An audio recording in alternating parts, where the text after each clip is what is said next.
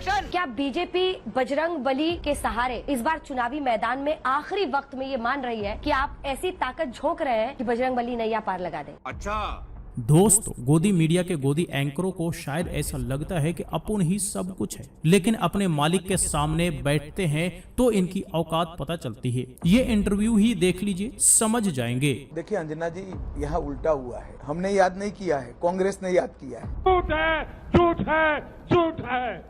लेकिन आपने भी तो मुस्लिम आरक्षण एन वक्त पर सर चुनावों के पहले कहा कि हम इसको खत्म करें। ये बड़ी अच्छी बात कही आप। देखिए, मुस्लिम आरक्षण पर भारतीय जनता वो पार्टी कह रहे 6% देंगे। पहले एक बात सुनिए ना, मुस्लिम आरक्षण पर भारतीय जनता पार्टी का स्टैंड बहुत स्पष्ट है। आज से नहीं, दशकों से स्टैंड, इसमें हमारा छुपा हुआ स्टैंड ही नहीं। समझ रहे हो ना? भारतीय जनता पार्टी का तो अगर हम मूल बिंदुओं पर जाए तो 3 बातें आप लोग हमेशा कहते थे: राम मंदिर, अनुच्छेद 370 और आपका भाषण देश की संसद में अनुच्छेद 370 के दिन कि हम इसको खत्म कर रहे हैं। यही नहीं, अभी और सुनिए। और तीसरा मुद्दा यूनिफॉर्म सिविल कोड। लेकिन गृह मंत्री जी, क्या बात है कि बीजेपी राज्यों में इसको धीरे धीरे ला रही है? बात तो सही है। उत्तराखंड हो, हिमाचल, तमाम जगहों पर आपने जिक्र किया है, गुजरात में, अब कर्नाटक में भी चुनाव के टाइम मैनिफेस्टो में कर रहे हैं। गृह मंत्री को देश भर में एक साथ यूसीसी लाने से क्या रोक रहा है? ऐसा है कि यूसीसी ये भारतीय जनता पार्टी का अकेले का एजेंडा नहीं, ये भी संविधान का एक आर्टिकल है जिसके अंदर संविधान सभा ने इस देश की विधायिका और इस देश की संसद से एक अपेक्षा की है कुछ भी कि जब भी अनुकूल समय आए इस देश में कॉमन सिविल कोड। अब ये संविधान के स्पिरिट को भारतीय जनता पार्टी ने सालों से अपने चुनावी एजेंडे में रखा।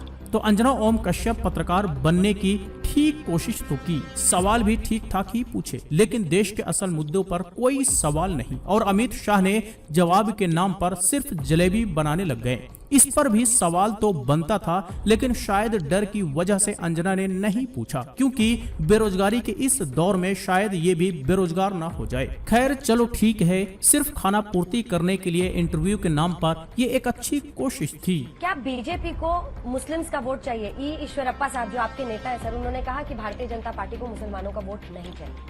अरे बाप रे, ये तो धोती खोल रहा है। बतौर गृह मंत्री आपको क्या लगता है? तुरंत ही भारतीय जनता पार्टी ने प्रेस स्टेटमेंट दे दिया है कि इनके व्यक्तिगत विचार है। इस प्रकार की बचकाना बातें।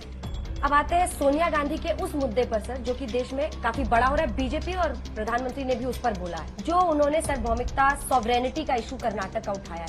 हाँ भाई हाँ। यहाँ पर कन्नड़ आइडेंटिटी को लेकर, मराठी आइडेंटिटी को लेकर कई जगहों पर आप भी जिन इलाकों से गए हैं, बेलगावी में भी है, बीजेपी इसको बड़ा इशू बना रही है क्या? ये बीजेपी का इश्यू नहीं है, देश का इश्यू है, देश की संसद का इश्यू है।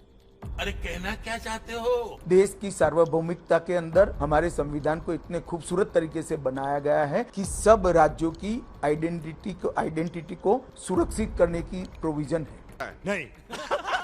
जो ट्वीट मैंने देखा है, वो ट्वीट का अर्थ तो यही निकलता है। अगर ये अर्थ है तो बिल्कुल संविधान की भावनाओं का अवमानना है, अपमान है, संविधान की स्पिरिट का अपमान है। झूठ बोलो, बार बार झूठ बोलो। तो आपको लग रहा है कि बजरंग बली के बाद ये तीसरा इशू मिल गया है?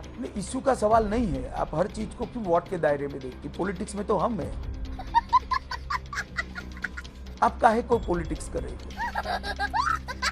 ये देश की संविधान की स्पिरिट के अपमान का सवाल है। इससे पहले भाषा को लेकर भी बीजेपी बहुत आक्रामक हुई थी, जब मल्लिकार्जुन खड़गे ने कहा था, फिर उनके बेटे ने भी प्रधानमंत्री के लिए अपशब्द कहा था।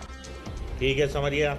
तो ये भी एक इशू क्या इस बार? ये 3 इमोटिव इश्यूज आपके लिए सबसे बड़े दिखते? देखिए, ये पहली बार नहीं हुआ है कि कांग्रेस के वरिष्ठ नेता प्रधानमंत्री जी के लिए ओछी भाषा का प्रयोग कर।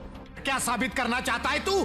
क्या साबित करना चाहता है तू? कोई मर जाने तक की बात कर देता है, परंतु जितनी बार भी ऐसे प्रयास उन्होंने किए, हर बार प्रधानमंत्री जी के प्रति लोगों का सम्मान बढ़ा है और भारतीय जनता पार्टी और मजबूत है। हाँ जी, तो इसलिए मैंने शुरू में कहा कि इन्हें ऐसा लगता है कि अपन ही सब कुछ है, लेकिन यहाँ पर आपने देखा कि अमित शाह ने सवाल का जवाब देने के बजाय अंजना की कैसे बोलती बंद कर दी। यही वाला डर शायद इन्हें सताता रहता है कि सवाल पूछेंगे तो कहीं हमारे मालिक हमें डांट ना दे। इसी वजह से ये गोदी मीडिया बने बैठे हैं।